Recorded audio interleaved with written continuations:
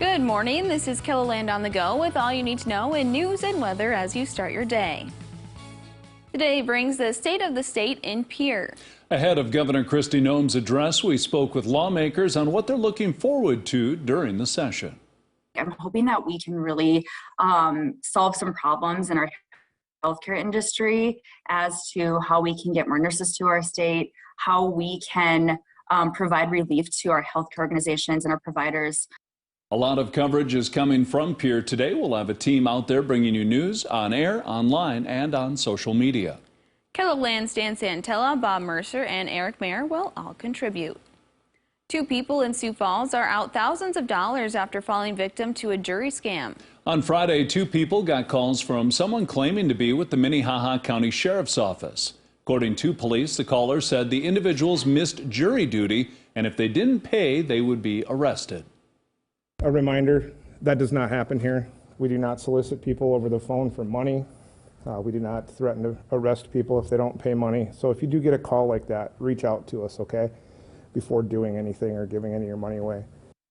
Police say one person lost $1,000 and the other lost $2,000. Crews in Yankton are investigating the cause of a fire in the central part of the city. The Yankton Fire Department says firefighters were called to a home near the Yankton Middle School just after 10 o'clock last night. Crews arriving on scene found smoke coming from an upper level of the home. The department says that everyone inside the home was able to get out safely. Due to unique features in the home, crews worked for 3 hours to put the fire out. Now let's get a check of our weather with meteorologist Adam Rutt. Adam?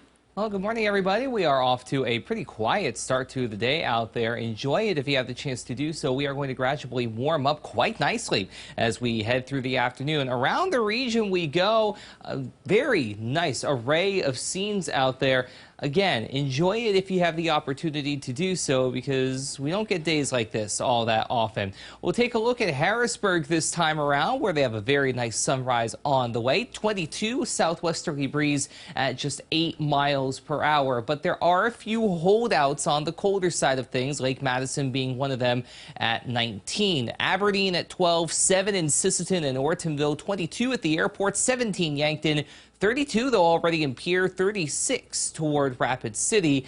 And we're going to continue to watch, well, not much of anything happening, not in the short term at least. Some cloud cover out there this morning, but overall your Tuesday is looking like it's going to be a pretty good one. Wednesday and Thursday follow suit on the thermometer at least, but then things start to come off the rails by the end of your work and school week. We'll talk about that in your full 7-day forecast with meteorologist Brian Karstens.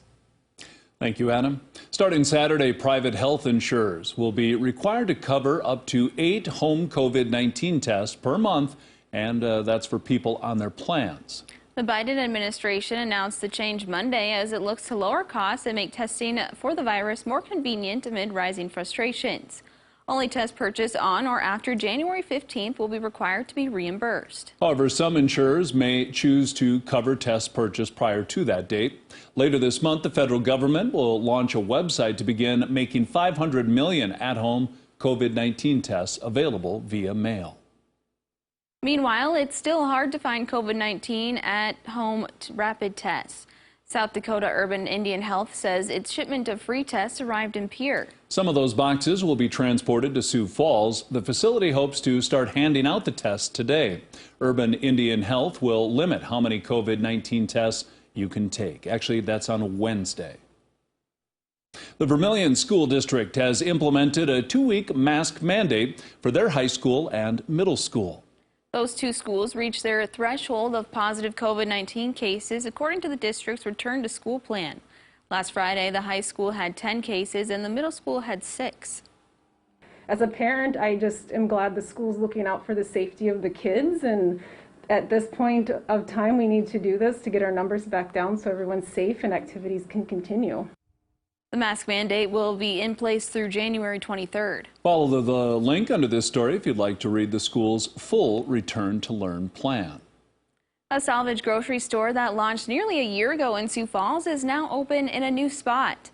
Fair Market moved to a bigger space near 10th and Sycamore. The owner of the store, Kristen Johnson, says her mission is twofold: reducing waste and helping people afford food. Johnson says she's seen a steady increase in customers.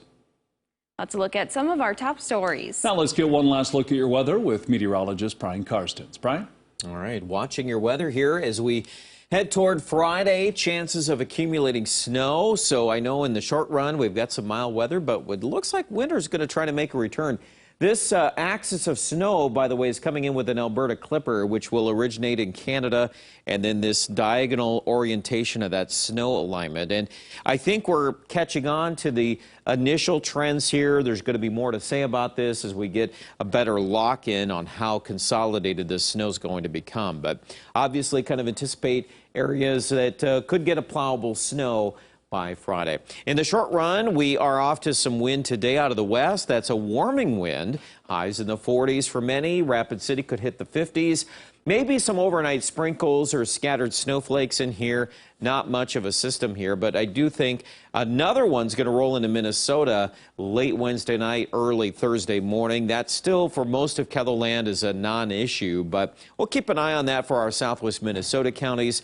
Obviously, the third in the bunch is the biggest, and that's the one that rolls through here Friday, that area of low pressure, and that again could consolidate around some accumulating snow here. So more to say on that, I'm sure, later today. Highs this afternoon, 53 in Yankton, 53 degrees in Valentine. Your 7-day forecast with the anticipated snow Friday. We cut the highs in the mid-30s. And, of course, the depth of the snow could impact temperatures to kick off the weekend. We'll likely be in the 20s on Saturday. Not necessarily dragging in cold Arctic air yet, but we'll keep an eye on that as highs will likely struggle a little more given some anticipated increases in snowfall. Aberdeen and the Northeast anticipating snow chances pretty good there Friday. High of 31, 25 our temperature on Saturday.